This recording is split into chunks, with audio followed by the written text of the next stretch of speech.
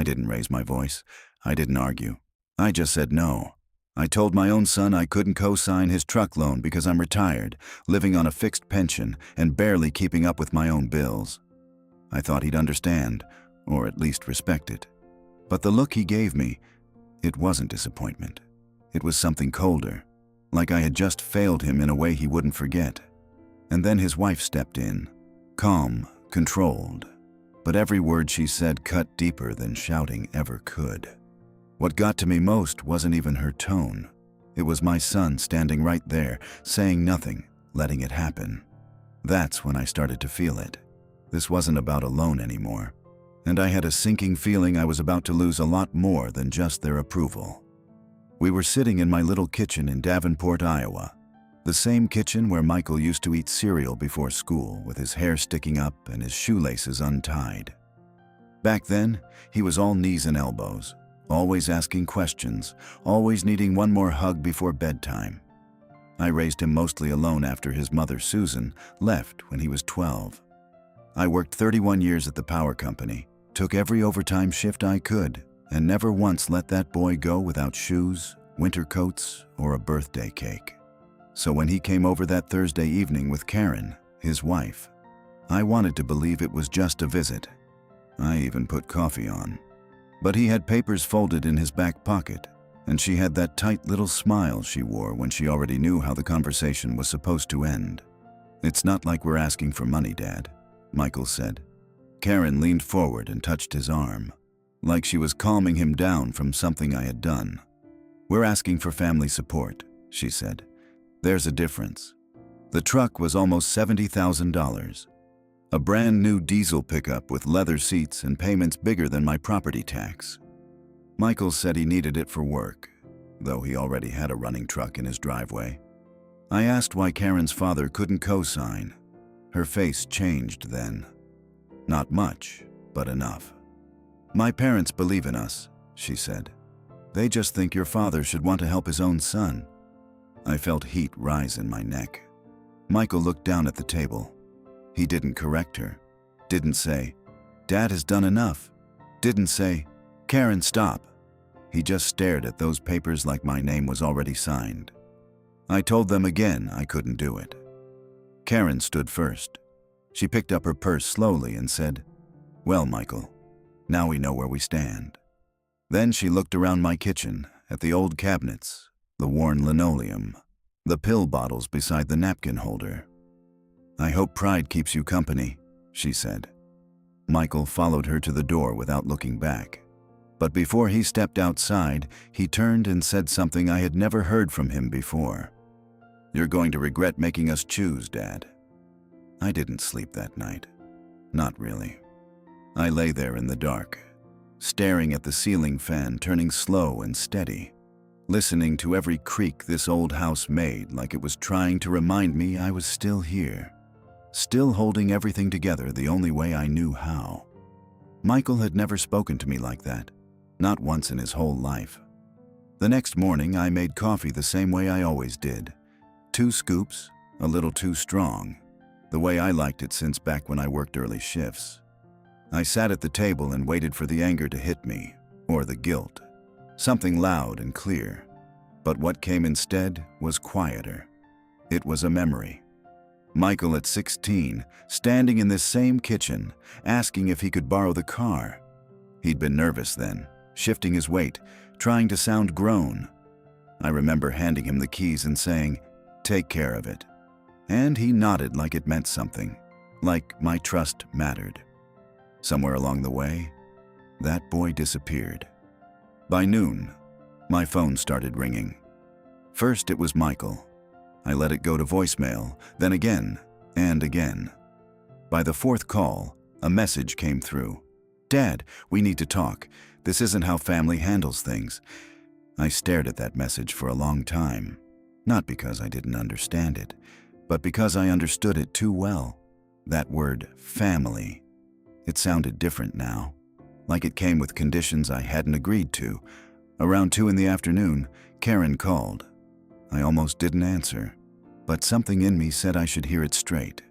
Her voice was calm, just like the night before. "Mr. Harris, she said, like I was a stranger. I think you're making a short-sighted decision. I think I'm making the only decision I can afford, I told her. There was a pause, then a soft sigh, like I had disappointed her personally. You know, she said, Michael told me how much you used to help him. College, rent, that old car. You were generous back then. I didn't like where this was going. He was my responsibility back then, I said. And he's not now? She asked, quick and sharp. I felt something settle in my chest. Right then, something firm. He's a grown man now, I said. That's different. Her tone changed after that. The softness slipped. Well, she said, just so you understand, this truck isn't optional for us. It's tied to an opportunity, a contract Michael's been working on. I frowned. What kind of contract? Another pause. Longer this time. Something that could really change things for us, she said carefully. But it requires reliability, image, stability. I leaned back in my chair. And you think my name on a loan gives you that? I think, she said, that if you cared about your son's future, you'd want to be part of that. There it was. Not a request anymore. A test. I didn't raise my voice. Didn't argue. I've already given him a future, I said. Everything else, that's on him now. She didn't respond right away. When she finally spoke, her voice was colder than before. Then I hope you're ready to live with the consequences of that choice. She hung up first. That word stayed with me. Consequences. Like I hadn't already lived a lifetime of them. Around 6 that evening, I heard a truck pull up outside. Not Michael's old one. Something newer, louder. I looked out the window and saw Karen's brother stepping out. A big man, arms crossed, already walking toward my front door like he belonged there. And right behind him, Michael. I didn't rush to the door. I stood there a moment, just watching through the curtain as they walked up the path. Karen's brother first, like he was leading something official, and Michael a step behind him, hands in his pockets, shoulders tight. That alone told me this wasn't a visit. It was pressure. I opened the door before they could knock. "What's this?" I asked. Karen's brother didn't smile. "We just want to talk," he said, already stepping closer than he needed to. Michael kept his eyes off me. "Dad, can we come in?" I hesitated. Not because I was afraid, but because I knew once they stepped inside, something would shift. Still, I moved aside. They walked into my living room like inspectors. The same room where Michael used to build forts out of couch cushions. Now he stood there like he didn't belong to it anymore. We didn't sit right away. It was quiet. The kind of quiet that isn't peaceful. Finally, Karen's brother spoke. "Let's just get to it," he said. "This truck situation, it's bigger than you're making it." I folded my arms. "Seems pretty simple to me." He gave a short laugh. "No, sir, it's not. Michael's about to land a contract that could put him in a whole different bracket. But he needs the right vehicle. Clients notice things." I looked at Michael. "You couldn't tell me that yourself?" He shifted, finally meeting my eyes for a second. "I was trying to, but you shut it down before we could explain." "That's not true," I said evenly. "I asked questions. Nobody answered them." Karen's brother stepped in again, voice firmer now. "Look, with all due respect, you're thinking small. This is an investment. You help him now, he builds something bigger later." I felt something tighten in my chest at that word. Investment? Is that what I am now? I asked quietly. An investment account. Michael flinched just slightly. "That's not what he means," he said, but it sounded weak, like he didn't believe it himself. I walked over to the chair by the window and sat down slowly. My knees weren't what they used to be, but I made sure they saw I wasn't being rushed. "I spent 30 years investing in you," I said, looking at Michael. "School, rent, your first business idea that never went anywhere. I didn't ask for returns." Karen's brother shook his head. "This is different." "No," I said. "It's exactly the same. Only now you're putting numbers on it." That's when his tone changed. "You're holding him back," he said flatly. The room went still. Michael didn't say anything, didn't defend me, didn't correct him, just stood there, letting it hang in the air. I looked at my son, really looked at him. "You believe that?" I asked. He hesitated, just for a second. And that was enough. "I think," he started, then stopped, then tried again. "I think you're making it harder than it needs to be." There it was. Not anger, not shouting, just alignment. I nodded slowly, like I finally understood something I'd been missing. Karen's brother stepped closer, lowering his voice like he was offering a solution. "Look," he said, "if it's about risk, we can draw something up. A written agreement, protection for you, but we need your signature." I almost smiled at that. Paper, contracts, protection, all things that come after trust is already gone. I leaned forward slightly, resting my hands on my knees. "No," I said again. This time, there was no softness left in it. Karen's brother straightened up, his patience gone. "Then don't expect things to stay the same after this." I didn't answer him. I was still looking at Michael. And that's when he said it, quieter than the rest, but somehow worse. "If you won't help me now, don't expect me to be there when you need something." That one landed. Not loud, not dramatic, just final. And for the first time that day, I felt something break loose inside me. Not anger, something colder, because in that moment, I realized this wasn't about a truck or a loan or even money anymore. It was about leverage. And my son had just shown me exactly how much I was worth to him. After they left, the house didn't feel the same. It wasn't louder or quieter, just different, like something had been moved out of place and wasn't going back. I stood in the middle of the living room for a long time, looking at the door they'd walked through, half expecting Michael to come back in, say he didn't mean it. He didn't. I went into the kitchen, poured myself another cup of coffee, even though it was already late. My hands were steady. That surprised me. 30 years ago, something like that would have had me pacing, replaying every word, wondering where I went wrong. But not this time. This time, I sat down, and I started remembering things I hadn't let myself think about in a long while. The first time Michael asked me for money after he moved out. He said it was just to get through a rough patch. I didn't hesitate, wrote the check that same day. Then a few months later, another rough patch. Then again, different reasons, same pattern. I told myself that's what fathers do. You help, you show up, you don't keep score. But sitting there that night, something didn't sit right anymore, because it wasn't just the money. It was the way he asked. At first, there had been humility, a little embarrassment even. But over time, that faded. The requests got easier, more confident, like he wasn't asking anymore, just informing me what was needed. And I let it happen. Around 9, my phone buzzed again. A message this time. From Michael. "You're really going to do this?" No dad, no warmth, just that. I stared at it, then set the phone down without answering. A few minutes later, another message came through. "Karen's parents already said no. You're the only option we have left." I let out a slow breath. So that was it. Not family, not support. Last resort. I picked up the phone, read the message again, then set it back down. Still didn't answer, because something had become very clear to me, clearer than it had ever been. This wasn't about helping him stand. It was about keeping him from falling over and over again, while he kept walking the same path.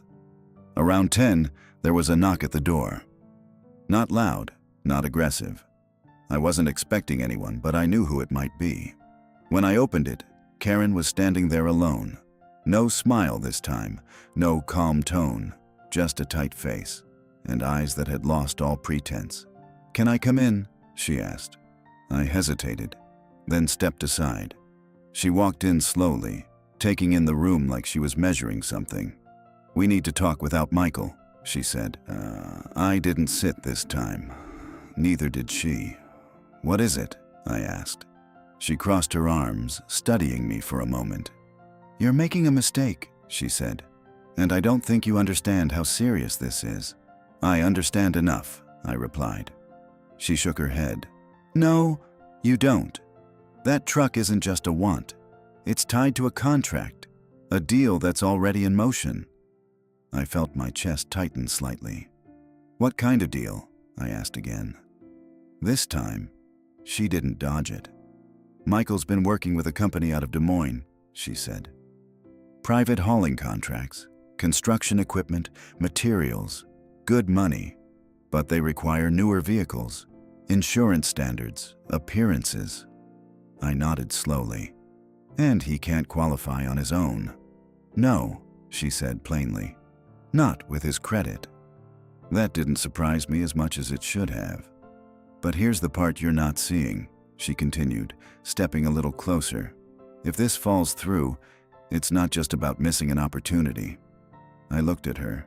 What do you mean? She held my gaze. And for the first time, there was no softness left at all. It means everything we've built starts to unravel. The way she said it, it wasn't worry. It was pressure. I felt that cold feeling again, settling deeper this time. What exactly have you built? I asked quietly. She didn't answer right away. Instead, she reached into her purse and pulled out a folded document. She held it in her hand, not giving it to me yet. Michael didn't want to show you this, she said. But I think you need to see it. I didn't move. What is it? I asked. Her voice dropped just slightly. It's what happens if you keep saying no. She held that paper like it had weight to it. Like once I took it, things wouldn't go back. I reached out slowly and unfolded it. At first glance, it looked like any other financial document. Typed lines, numbers, signatures. But the more I read, the tighter my chest felt. Loans, multiple ones, not just the truck. There was a second vehicle, Karen's SUV, refinanced twice. Credit cards, maxed. A personal loan tied to some business expense that never seemed to turn into actual business. And buried in the middle of it all, a clause tied to that contract she mentioned. Penalty for non-performance. A big one. I looked up at her. This isn't just about getting a truck, I said quietly. No, she replied. It hasn't been for a while. I went back to the paper, slower this time. Dates, amounts, signatures. Michael's name was on all of it. Some of it recent, some of it going back a couple years, and then I saw something that made my hand stop. A co-signer line, blank, waiting. I swallowed, feeling something heavy settle in my stomach. You've been stacking debt, I said, hoping something would cover it. We've been building towards something, she corrected. No, I said, looking up at her again. You've been chasing something. Her jaw tightened. You don't understand how business works. I understand risk, I said. I just never taught my son to gamble like this. That hit her. I could see it in her eyes. Not hurt, but irritation, like I had stepped out of line. You think this is his fault? She asked. You think he got here on his own? I didn't answer right away, because something else had just clicked into place. Those earlier loans, I said slowly. The times he needed help. She didn't say anything, but she didn't have to. I leaned back slightly, the paper still in my hands. How long has this been going on? I asked. Her silence stretched just long enough to tell me everything. Years, not months. Years. I let out a long breath and looked down again. That contract, I said. It's not a fresh start, is it? No, she admitted. It's a way out. There it was. Not opportunity. Escape. From decisions already made, from debt already built, from a hole already too deep. And you need my name, I said, so when it all collapses, it doesn't just fall on him. Her eyes sharpened. It's not going to collapse. But she didn't sound certain. Not anymore. I folded the paper carefully and handed it back to her. No, I said. This time, it wasn't just refusal. It was final. Her expression hardened completely. You're willing to let your son lose everything, she said. I shook my head slowly. No, I replied. I'm refusing to lose everything with him. That's when the last bit of control slipped from her. Her voice dropped, colder than anything I'd heard yet. You think this ends here? She said. You think Michael just walks away from this? I didn't respond, because I already knew. This wasn't over. She stepped closer, just enough to make it uncomfortable. He's already committed, she said. That contract, those loans, they don't disappear just because you said no. I held her gaze. That's his responsibility, I said. Her lips pressed into a thin line. No, she said quietly. It's yours too, whether you sign or not. That landed differently, not like a threat shouted in anger. Something more controlled, more certain. I felt that cold feeling again, deeper this time. What does that mean? I asked. She didn't answer directly. Instead, she picked up her purse and walked toward the door. But before she left, she stopped, turned slightly, and said one last thing. Calm, steady. You should check what your son already used your name for. I didn't move for a long time after she left. The door was still half open, letting in that cool night air. And I just stood there, her words sitting heavy in the room like something that hadn't fully landed yet. You should check what your son already used your name for. I closed the door slowly, locked it, then walked back to the kitchen. My steps felt different now. Not rushed, not panicked, just deliberate. I sat down at the table and looked at my phone. Michael's name was still there on the screen from earlier. For a moment, I almost called him. Not to argue, not to yell, just to hear his voice and give him one last chance to explain something, anything. But I didn't. Instead, I reached for the drawer beside the fridge, the one where I kept old papers, insurance forms, bank statements, things I hadn't needed to look at in years. It took me a few minutes. Receipts, old warranties, a folder from when I refinanced the house back in 2008. Then I found it. A thin envelope with my name printed across the top, from a bank I didn't recognize. I frowned, opened it carefully, and pulled out the letter inside. Notice of account activity. My eyes moved slower the second time reading it. A line of credit. Opened 8 months ago. My name, my address, my social security number, and right beneath it, authorized user, Michael Harris. I felt something drop inside me. Not sudden, not sharp, just heavy, like something finally settling into place after being up in the air too long. I read it again, then again, making sure I wasn't misunderstanding it. I wasn't. There were transactions listed, thousands of dollars, payments made, then missed, then penalties, all under my name. I set the paper down very carefully. My hands didn't shake. That surprised me. I thought they would. Instead, everything felt still. Too still. I leaned back in the chair and stared at the ceiling for a while. The same ceiling I'd stared at the night before, but it didn't look the same now. Nothing did. After a while, I reached for my phone and turned it on. 7 missed calls, 3 from Michael, 2 from Karen, 2 from numbers I didn't recognize. I didn't listen to the voicemails. I didn't open the messages. I just sat there, holding the phone, feeling that quiet, steady weight settle deeper into my chest. Not anger, not even hurt. Something else, something colder. Because in that moment, I understood it completely. This hadn't started with a truck. It hadn't even started with debt. It started the first time I said yes, when I should have said no. And now, they hadn't come to ask. They'd come because they already took. There was another knock at the door. Louder this time, more urgent. I didn't get up right away. The knocking came again, harder. Then Michael's voice. "Dad, open the door." I stayed where I was. The handle rattled slightly, like he was testing it. "Dad, I know you're in there." I looked down at the paper on the table, my name printed clean across the top, tied to something I never agreed to. The knocking stopped. For a second, there was silence. Then his voice again, different this time, tighter. "You're making this worse than it needs to be."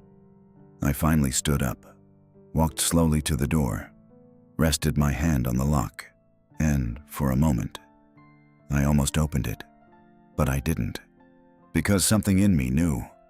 The moment I did, there wouldn't be anything left between us to close again. If this story meant something to you, subscribe. There's more to come.